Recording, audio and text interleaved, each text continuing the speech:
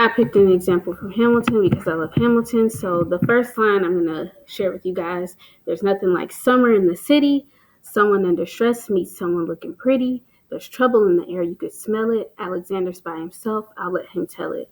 So throughout that line, you have the repetition of an S sound. We know an S is a consonant.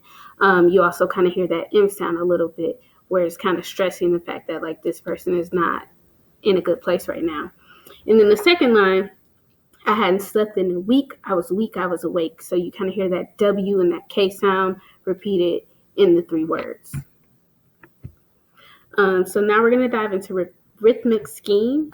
Rhythmic scheme is the ordered pattern of rhymes at the end of a line of a poem or a verse. So remember, it's at the end of the line. So some examples will be A, B, A, B, and then I'll go into another one. So this is an example of A, where there is one repeated sound at the end of the word. So start light, start bright. First star I see tonight. I wish I may, I wish I might have the wish I wish tonight. So at the end of each line, there is the same sound in each line. So it doesn't switch up. It's always that same bright tonight, might tonight. So here's an AABB where you get two of the same sounds and then it switches to two of a different sound. So snow makes whiteness where it falls. The bushes look like popcorn balls. And places where I always play look like somewhere else today. So you do have two different sounds, but you have two of the one sound and then two of another sound. Then you have the ABAB where there are two different sounds, but they literally alternate. So the coolness of the night refreshes my skin. The stars shine so bright, causing me to grin. So that's ABAB. And then I have another example where you kind of throw in another letter. You have two A's. The little girl fell on her knee. The little girl said, "Ah wee." She cried a few tears. She survived her fears. I gave her a kiss and she played again with bliss.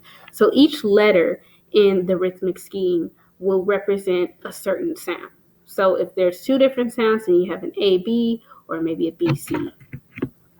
Alliteration is when an author uses consonant sounds at the beginning of a word to give stress to its syllable. So the one I thought of, everyone knows, she sells seashells on the seashore. The shells she sells are seashells, I'm sure. Where there's that stress of the S at the beginning of each word. This obviously is a very extreme example, but another one would be Marvin makes mess. Marvin makes a mess. Whatever.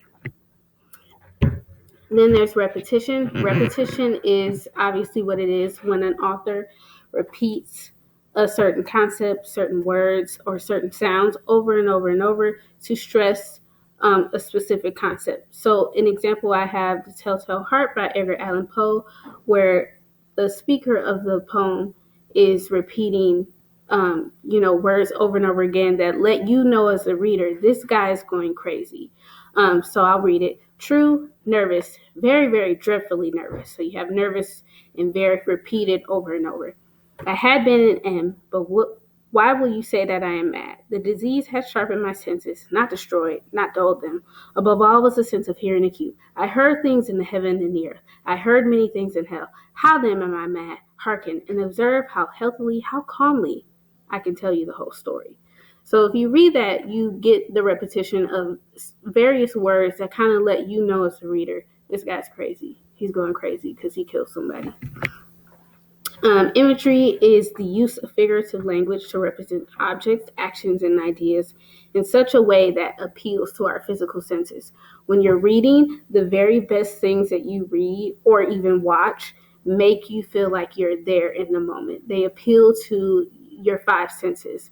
So another example I have from The Telltale Heart, I think it was his eye. Yes, it was this. He had an eye of a vulture, a pale blue eye with a film over it. Whenever it fell upon me, my blood ran cold. And so by degrees, very gradually, I made up my mind to take the life of the old man and thus rid myself of the eye forever.